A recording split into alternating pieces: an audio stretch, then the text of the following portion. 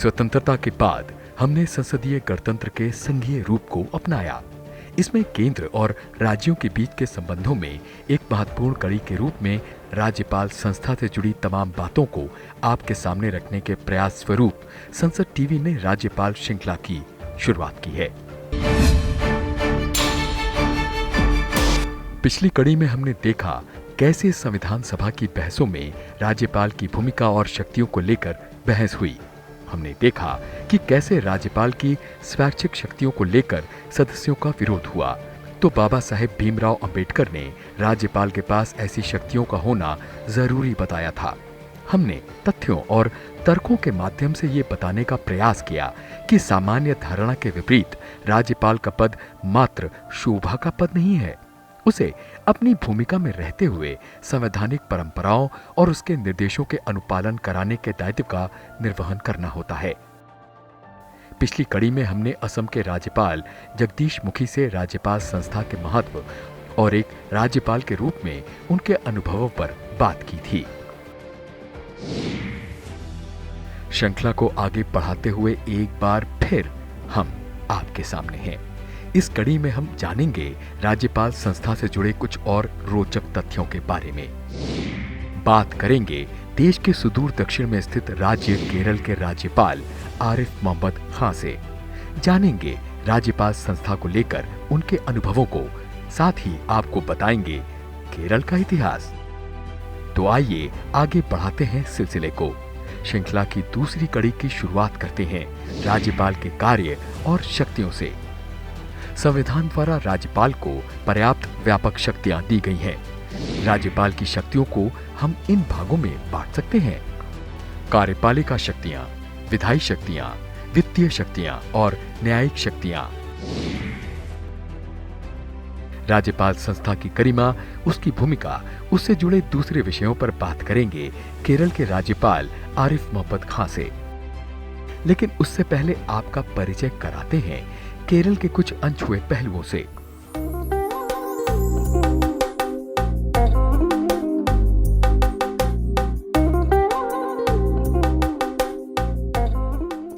भारत के सबसे सुसंस्कृत, सुशिक्षित और समृद्ध राज्यों में से एक केरल का इतिहास रोचक रहा है। देश के सुदूर दक्षिण हिस्से में स्थित इस राज्य के चरण जैसे सागर स्वयं पखारता है। अपने प्राकृतिक सौंदर्य के लिए विश्व भर में प्रसिद्ध इस प्रदेश ने प्राचीन भारत के असंख्य धरोहरों को समेट कर रखा हुआ है। तटीय राज्य होने के कारण यहाँ दूर देश तक व्यापार होता रहा। यहाँ पाए जाने वाले मसालों ने दुनिया भर में अपनी पहचान बनाई। आयुर्वेद और प्राकृतिक चिकित्सा के लिए आज भी दुनिया भर से लोग यहाँ आते हैं। राजनीति की बात करें तो दुनिया की पहली चुनी हुई कम्युनिस्ट सरकार केरल में ही बनी। ये भी वास्तविकता है कि देश के अंदर पहली बार किसी प्रदेश में अगर गैर कांग्रेसी सरकार बनी तो वो राज्य केरल ही था। 1957 में केरल में कम्युनिस्ट पार्टी की सरकार आई तो भारत में किसी क्षेत्रीय दल की सरकार बनने का भी ये पहला मौका था। बताते चलें कि भाषाई आधार पर राज्यों के पुनर्गठन का क्रम चला तो नवंबर 1956 में एक वर्ष पूर्व ही केरल अस्तित्व में आया था। लोकतांत्रिक व्यवस्था की इस चर्चा के बीच ये जानना कम रोचक नहीं है कि केरल में आधुनिक जनतांत्रिक शासन व्यवस्था काफी पहले 15 अगस्त 1888 को ही हो गई थी। तिरुवितानकूर में श्री मूलम तिरुनाल महाराजा उस समय के शासक थे। उन्होंने विधान परिषद का गठन किया था। ये भारत की रियासतों में बनी प्रथम विधान परिषद थी जिसमें 6 सरकारी सदस्य तथा 2 गैर सरकारी सदस्य थे। उस विधान परिषद के अध्यक्ष दीवान थे। परिषद की प्रथम बैठक 23 अगस्त 1888 को हुई थी। परिषद की कालावधि 3 साल थी। 1898 में सदस्य संख्या 15 हो गई। ये तो थी इतिहास की बात। वर्तमान की बात करें तो केरल में विधानसभा की 140 सीटें, लोकसभा की 20 और राज्यसभा की 9 सीटें हैं। राज्यपाल की संस्था को लेकर केरल के राज्यपाल आरिफ मोहम्मद खान की दृष्टि संविधान निर्माताओं के मूल विचार की ओर जाती है। भारत के इतिहास और उसकी मूल आत्मा को बार बार रेखांकित करने वाले केरल के राज्यपाल मानते हैं कि राज्यपाल की भूमिका को समझने के लिए हमें अलग अलग रियासतों में बटे भारत की पृष्ठभूमि को समझना होगा। हमें ये नहीं भूलना चाहिए कि अपनी सांस्कृतिक और आध्यात्मिक एकता के बावजूद भारत वो नहीं था जो आज है। भारत राजनीतिक इकाइयों में बटा हुआ था और हमारे यहाँ जिस प्रकार की विविधता है, भाषा की, पूजा पद्धति की, धार्मिक आस्था की, इसमें जो एकता का सूत्र है उसको राजनीतिक एकता में कैसे उसको मजबूत किया जाए, तो एक दुष्कर काम था। और ख़ास तौर से आज़ादी के फ़ौरन बाद 500 से ज़्यादा तो स्टेट थी जिन्हें हमारे तत्कालीन उप प्रधानमंत्री श्री वल्लभ भाई पटेल जी ने, जिनको भारत में उसको उनका विलय किया, वो आसान काम नहीं था। तो अब ये बात कि हम अपने आप में इकाई थे, ये कहीं मन मस्तिष्क में पड़ी रहेगी।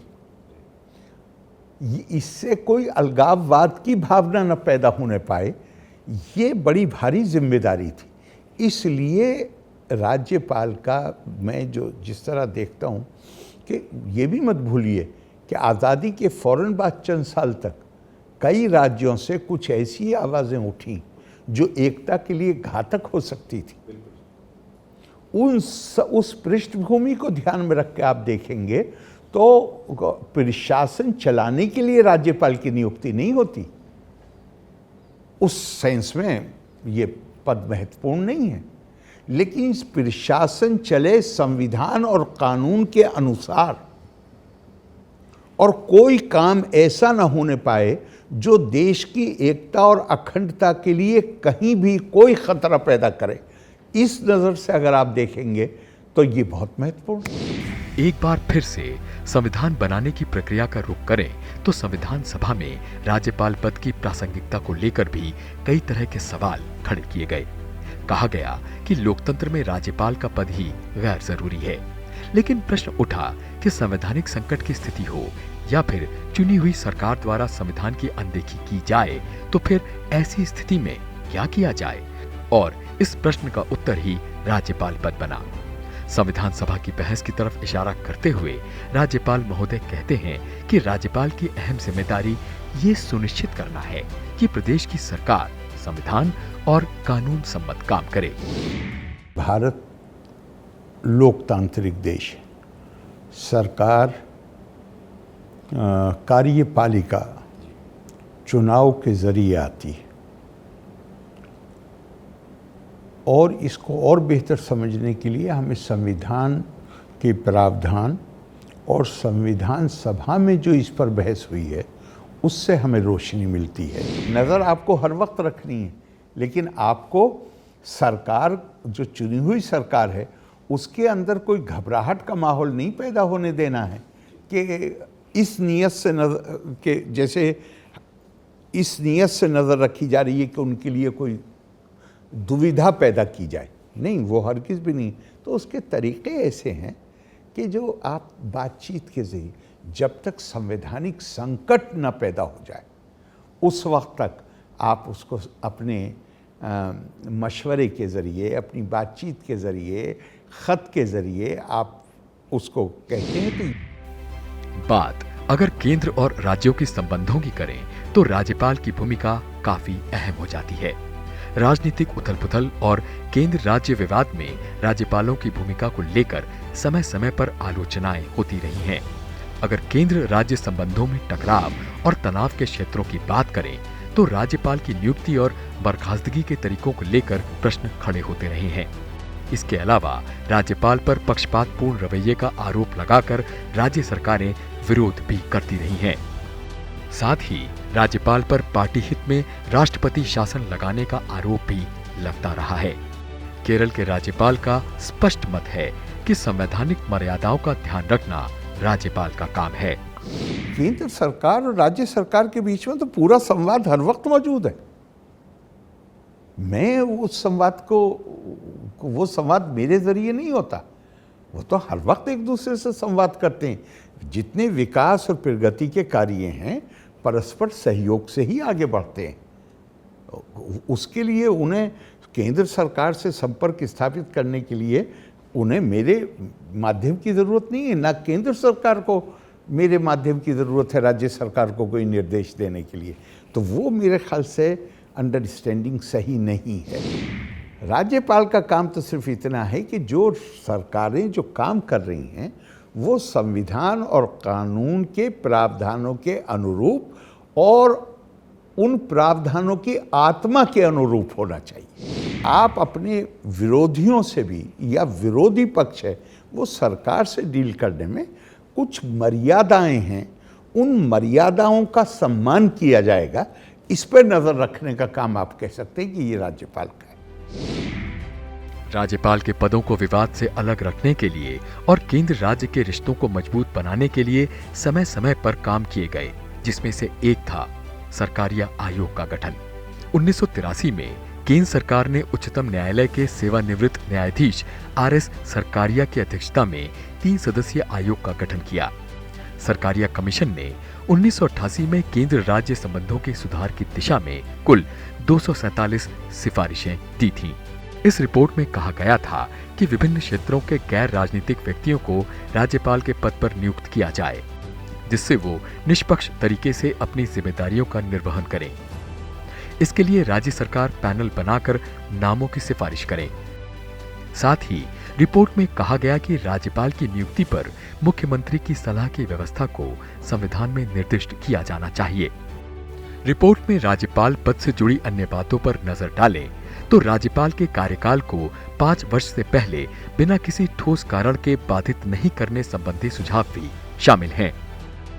भारत सरकार ने सरकारिया आयोग के बाद देश की राजनीति और अर्थव्यवस्था में आए परिवर्तनों को ध्यान में रखते हुए केंद्र राज्य संबंधों से जुड़े नए मुद्दों पर विचार करने के लिए 27 अप्रैल 2007 को पूर्व न्यायाधीश मदन मोहन पुंछी की अध्यक्षता में एक आयोग का गठन किया। आयोग ने कुल मिलाकर 310 अनुशंसाएं की। राज्यपाल से जुड़ी मुख्य सिफारिशों पर नजर डालें तो रिपोर्ट में कहा गया कि राज्यपालों की नियुक्ति के लिए समिति का गठन होना चाहिए, जिसमें प्रधानमंत्री, गृह मंत्री, लोकसभा अध्यक्ष और संबंधित राज्य के मुख्यमंत्री सदस्य हो।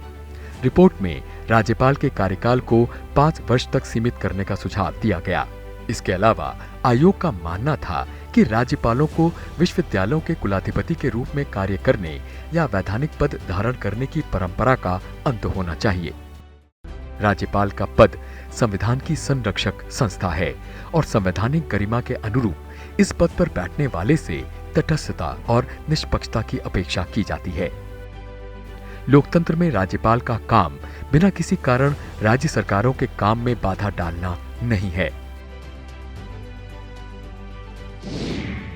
राज्य की कार्यपालिका शक्तियां राज्यपाल में निहित हैं, जिन्हें वो स्वयं या अधीनस्थ पदाधिकारियों द्वारा संपादित करते हैं।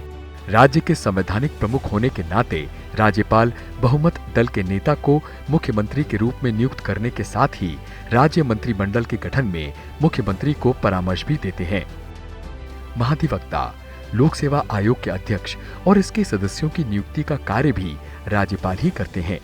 साथ ही राज्य के उच्च न्यायालय के न्यायाधीशों की नियुक्ति के संबंध में उनसे परामर्श किया जाता है। केरल के संवैधानिक प्रधान ने एक तथ्य पर और स्पष्टता दी। उन्होंने कहा कि राज्यपाल केंद्र का प्रतिनिधि नहीं बल्कि राष्ट्रपति का प्रतिनिधि होता है। उनका ये भी मानना है कि केंद्र और राज्य के बीच संवाद के लिए पूरा तंत्र होता है। इसके लिए राज्यपाल की आवश्यकता नहीं है। राष्ट्रपति जी के प्रतिनिधि के रूप में राज्यपाल की जिम्मेदारी है कि वो ये नज़र रखें कि सरकार का काम, कार्यपालिका अपना काम संविधान, कानून और नियमों के अंतर्गत हो रहा है। जन सामान्य की एक भावना बनी तो उसके प्रेशर को महसूस करके कोई ऐसा काम करना कि जो कानून के अपने खिलाफ जाता हो वो उस पर नजर रखना उसका काम है। राज्यपाल आरिफ मोहम्मद खां राज्य सरकार से मतभेद, विरोध, चर्चा और सलाह को लेकर पूरी स्पष्टता रखते हैं। उनका मानना है कि सरकार के फैसलों पर एक राज्यपाल का मतभेद हो सकता है, लेकिन उसे हस्तक्षेप तभी करना चाहिए जब कोई संवैधानिक संकट की स्थिति पैदा हो। इसके साथ ही वो राज्यपाल की सीमाओं का उल्लेख भी करते हैं। जो कुछ होता है राज्यपाल के और मुख्यमंत्री के बीच में, वो रोज़ाना उसको सार्वजनिक नहीं किया जा सकता। वो तो बहुत उसमें भी आपको बहुत डिस्क्रीशन को बहुत डिस्क्रीटली एक्सरसाइज करना होगा और उसकी चर्चा नहीं हो सकती। राष्ट्रपति शासन की नौबत तब आती है जब संवैधानिक ढांचा चरमरा जाए। अगर संवैधानिक ढांचा छोटी मोटी चीज़ों के लिए राष्ट्रपति शासन नहीं होता है और ऐसी चीज़ें होती रहती हैं, ये मान के चलना चाहिए, जिनको आपस में बात करके पॉइंट आउट किया जाता है और करेक्टिव उसको जो सुधारने की प्रक्रिया है वो भी लगातार चलती रहती है। विधायी शक्तियों की बात करें तो राज्यपाल राज्य की व्यवस्था का एक अविभाज्य अंग होते हैं। राज्यपाल के पास राज्य की विधानसभा की बैठक को किसी भी आपात स्थिति में बुलाने और किसी भी समय स्थगित करने का अधिकार होता है। साथ ही उन्हें दोनों सदनों की संयुक्त बैठक बुलाने का भी अधिकार है। महानिर्वाचन के बाद विधानमंडल की पहली बैठक में वो एक या दोनों सदनों को किसी विधेयक के संबंध में संदेश भेज सकते हैं। राज्य विधानमंडल द्वारा पारित विधेयक पर राज्यपाल की स्वीकृति आवश्यक है। उन्हें राज्य विधानसभा में पारित किए जाने वाले किसी भी विधेयक को रद्द करने, पुनर्विचार के लिए विधानमंडल को लौटाने का अधिकार है। अगर विधानमंडल दूसरी बार विधेयक को पारित कर देता है तो राज्यपाल को स्वीकृति देनी ही होगी। वो कुछ विधेयकों को राष्ट्रपति की स्वीकृति के लिए सुरक्षित रख सकते हैं। संवैधानिक मर्यादाएं क्या होती हैं और ऐसे में राज्यपाल क्या करे?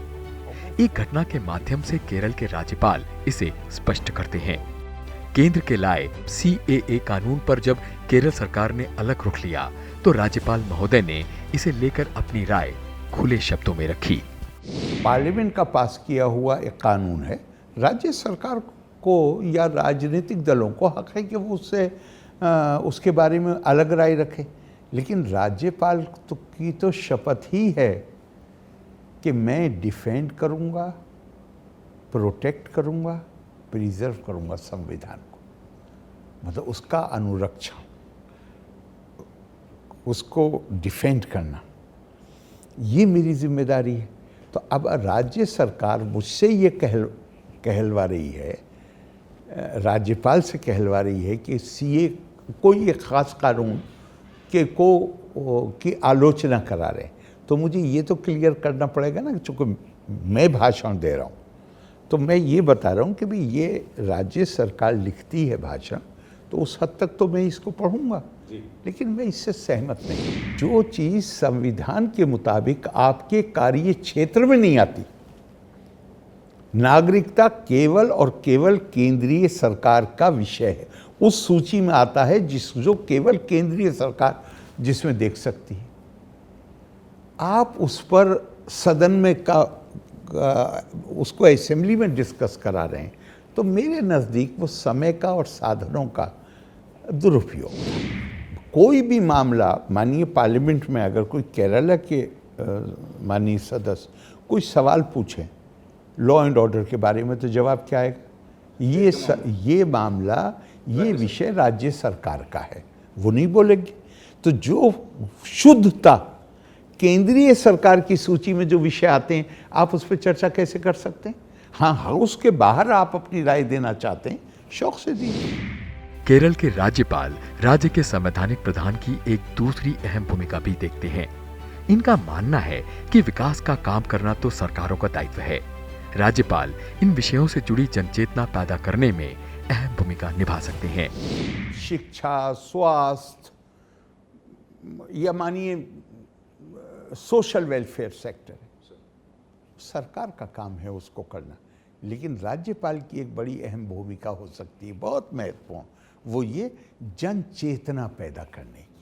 चूंकि उसको प्रशासन नहीं चलाना, वो काम के जहां वो जन चेतना पैदा करना जिससे सरकारी योजनाएं और कार्यक्रम को सफल बनाने में मदद मिल सके। वित्तीय शक्तियां। राज्यपाल को कुछ वित्तीय शक्तियां भी प्राप्त हैं। राज्य विधानमंडल में राज्यपाल की पूर्व स्वीकृति के बिना कोई भी धन विधेयक प्रस्तुत नहीं किया जा सकता है। वो विधानमंडल के समक्ष प्रति वर्ष बजट प्रस्तुत करवाते हैं तथा उनकी सिफारिश के बिना कोई भी अनुदान की मांग नहीं की जा सकती है। राज्यपाल विधानमंडल से पूरक, अतिरिक्त तथा अधिक अनुदान की भी मांग कर सकते हैं। राज्य की संचित निधि राज्यपाल के ही अधिकार में रहती है। न्यायिक शक्तियां।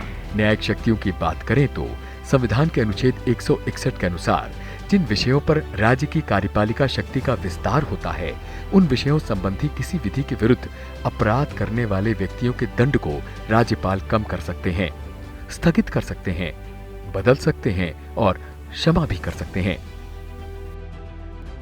राज्य के राज्यपाल उस राज्य के विश्वविद्यालयों के पदेन कुलाधिपति होते हैं। कुलाधिपति के रूप में राज्यपाल की शक्तियां और कार्य विश्वविद्यालयों को संचालित करने वाली गतिविधियों के रूप में निर्धारित किए गए हैं, लेकिन कुलपतियों की नियुक्ति में उनकी भूमिका ने अक्सर राजनीतिक कार्यपालिका के साथ विवाद को जन्म दिया है। आरिफ मोहम्मद खां पूरी शिक्षा व्यवस्था को अलग दृष्टि से देखते हैं। यूनिवर्सिटीज में, विश्वविद्यालयों में कार्यपालिका का दखल नहीं होना चाहिए, ये बात एक तरह से सिद्धांत रूप में स्वीकृत बात है। इसलिए दुनिया के किसी भी देश पे आप नजर डालिए जो लोकतांत्रिक देश है, वहाँ पे कार्यपालिका का काम केवल, एक सरकार का काम केवल इतना है कि वो जो कुछ मदद कर सकते हैं, वित्तीय सहायता, वो करें, लेकिन उसके उनके को कोई पद वहाँ नहीं लेना चाहिए। किस लिए? कि कहीं उनकी जो एकेडमिक फ्रीडम है, बौद्धिक आज़ादी है, उसमें कहीं दखलंदाजी ना होने लगे। इसलिए राज्यपाल को, जिसके ऊपर प्रशासन चलाने की जिम्मेदारी नहीं, उसको हमारे यहाँ माना गया, एक कन्वेंशन, एक परिपाटी विकसित हुई कि जहाँ चांसलर को, जिसका सीधे प्रशासन से कोई संबंध नहीं है, उनको चांसलर बनाया जाए।